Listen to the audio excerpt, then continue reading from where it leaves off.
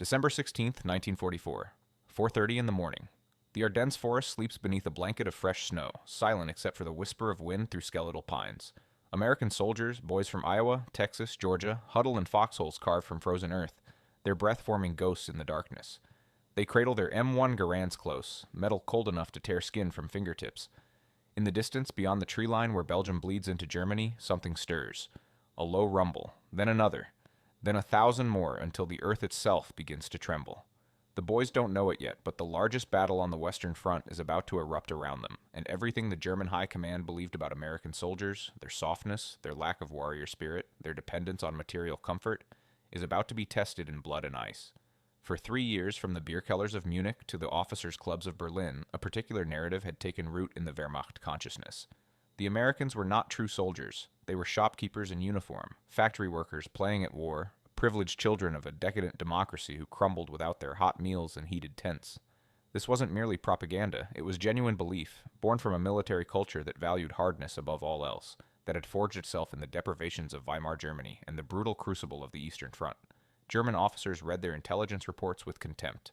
These Americans who insisted on daily showers, who received packages of chocolate and cigarettes from home, who sometimes had ice cream shipped to the front lines. What kind of army was this? General Gerd von Rundstedt himself had remarked that the Americans were very good at offensives when supported by overwhelming material superiority, but quickly lose their nerve when confronted by determined resistance. Field Marshal Walter Model called them amateurs in soldiers' clothing. Even the common Lanzer, the German infantry grunt, shared this conviction. They had fought the Red Army in conditions that defied human endurance. They had held positions at Stalingrad where temperatures dropped to 40 below zero, where men ate their fallen horses and used corpses as windbreaks. What could these Americans, with their endless supply lines and apparent allergy to discomfort, possibly teach them about hardship? But contempt is often the child of ignorance and nurturing, and the German command did not truly understand what they faced. They saw the abundance, the vehicles, the rations, the equipment, and mistook it for weakness. They observed the American emphasis on individual initiative and democratic principles and assumed it meant lack of discipline. They noted the relative inexperience of many American units and concluded this translated to cowardice. What they failed to comprehend was that the American soldier came from a different philosophical foundation entirely. He was not molded by authoritarianism or driven by racial ideology. He fought not because the state demanded it, but because he believed, however imperfectly, however complicated by the realities of a segregated military, in something worth defending. And more critically, the Germans did not understand that comfort and capability are not opposites. That a nation which could provide ice cream to its troops in combat zones was demonstrating not softness, but a logistical sophistication and industrial might that should have terrified them. The German soldiers advancing through the Ardennes that December morning expected to sweep through American lines like a scythe through wheat. Operation Wacht am Rhein, Watch on the Rhine, was Hitler's last great gamble in the West, a desperate thrust designed to split the Allied armies, capture the vital port of Antwerp, and force the Americans and British to negotiate a separate peace. The Führer had personally selected this sector precisely because it was thinly held by inexperienced or exhausted American divisions. The 99th and 106th Infantry Divisions, Green troops who had only recently arrived in theater, and the 28th Infantry Division, still recovering from the brutal fighting in the Ardennes Forest. Against these units, the Germans threw the full weight of 3 armies, more than 200,000 men, nearly 2,000 artillery pieces, and hundreds of tanks, including the massive King Tigers that weighed 70 tons and mounted 88mm guns capable of piercing any American armor. The plan was audacious, the force overwhelming, the opportunity seemingly perfect. The American sentries heard them before they saw them, a sound like distant thunder that grew and grew until it became a physical force, a wall of noise that pressed against the chest. At 5:30, the German artillery opened up, a barrage of such intensity that it lit the pre-dawn darkness with continuous flashes, turned the forest into a screaming chaos of splintering trees and erupting earth. For 90 minutes, shells rained down on American positions, tearing apart foxholes, collapsing command posts, severing communication lines. Then, as abruptly as it began, the bombardment shifted, rolling forward like a storm across the landscape, and in the sudden relative silence, the Americans heard a new sound: engines, tanks, hundreds of them. And behind the tanks, emerging from the morning mist like gray wolves, came the German infantry. The 99th Infantry Division, holding positions along the Elsenborn Ridge, consisted largely of men who had never been in combat. Some units had been in Europe less than a month. They faced the 6th Panzer Army, elite Waffen-SS troops who had fought across Russia, men whose uniforms bore the decorations of a dozen campaigns. The matchup seemed absurd, unfair, predetermined. But something happened in those first hours that the German commanders had not anticipated. The Americans didn't break. They didn't surrender. They stayed in their frozen foxholes and they fought. Private First Class Richard McKee, a rifleman from Ohio who had worked in his father's hardware store before the war, later described those first moments. "We were scared to death. I won't lie about that. But we also got angry. These guys were trying to kill us, and we decided pretty quick that we were going to make them pay for every inch." It was an American sentiment expressed in American terms: practical, determined, personal. Not fighting for der Fuhrer or the fatherland, but simply refusing to die without making it costly. At the town of Lanzerath, a small village that straddled a key crossroads, 18 men from the intelligence and reconnaissance platoon of the 99th Division found themselves directly in the path of an entire German paratrooper regiment, 500 elite Fallschirmjäger under the command of Colonel Friedrich von der Heydte. The 18 Americans had 4 machine guns, their rifles, and a pile of ammunition. They had no anti-tank weapons, no artillery support, no reinforcements coming. The logical decision would have been to withdraw, to live to fight another day. Instead, First Lieutenant Lyle Bauk, a 20-year-old officer from St. Louis, looked at his men and said simply, "We're staying." For 16 hours, those 18 Americans held that position against repeated German assaults. They fired their weapons until the barrels glowed red.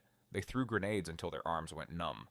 They called down artillery strikes so close that shrapnel whistled through their own positions. When the Germans finally overran them after nightfall, they had killed or wounded nearly 400 enemy soldiers, delayed the German advance for an entire day, and bought precious time for American forces to establish defensive lines. The Germans who captured them were stunned. One Fallschirmjäger officer reportedly asked Bauk, "Why didn't you surrender? You could have saved yourselves." Bauk's response would later become part of division legend. "That's not what we do." Across the entire front, this pattern repeated itself with variations. American units that were supposed to collapse in the face of German armor instead fought from every farmhouse, every crossroads, every ridge.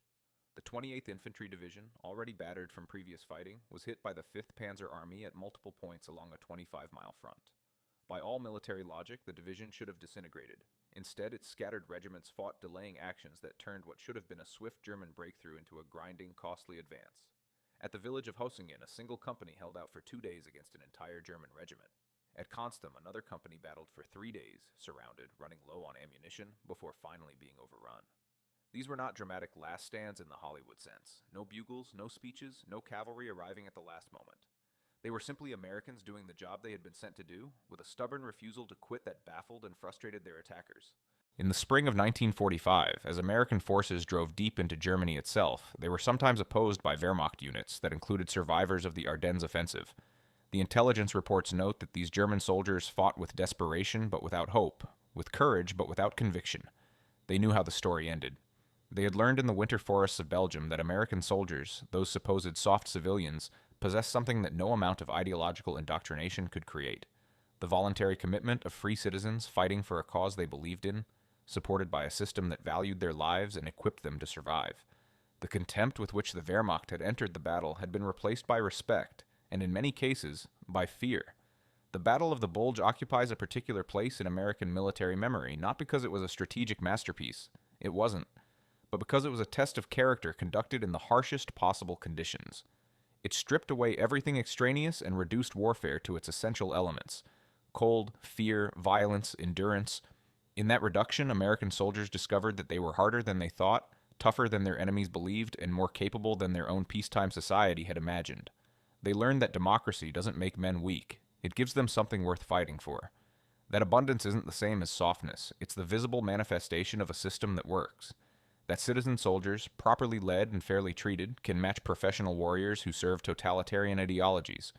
The frozen earth of the Ardennes holds the bodies of thousands of American soldiers who never made it home, who died in foxholes and forests, in desperate charges and last stands, defending ground that wasn't theirs, in a country most had barely heard of before the war. They died proving that the German assessment of American soldiers was catastrophically wrong, that comfort and courage are not incompatible, that a nation of shopkeepers and farmers and factory workers can produce warriors equal to any in the world when the cause demands it. The Germans called them soft civilians until the first shots were fired. After that, the Germans learned to call them what they were: formidable, relentless, and ultimately victorious. In the small military cemeteries scattered across Belgium, white crosses mark the final positions of those who fought in the Ardennes. The fields are quiet now, peaceful, marked by snow and winter just as they were in 1944. But the lesson written in that ground endures, a truth purchased at terrible cost. That freedom is not weakness, that democracy is not disorder, that humanity is not softness, and that soldiers who fight for each other and for principles they believe in cannot be broken. Not by cold, not by hunger, not by fear, and not by enemies who mistake material comfort for spiritual poverty. The Americans who fought barehanded in the frozen Ardennes proved this beyond all argument, and the Germans who faced them learned it in the hardest school imaginable, in blood, in ice, in defeat, and in the shattering of illusions that could not survive contact with an enemy who refused to be what propaganda had promised he would be.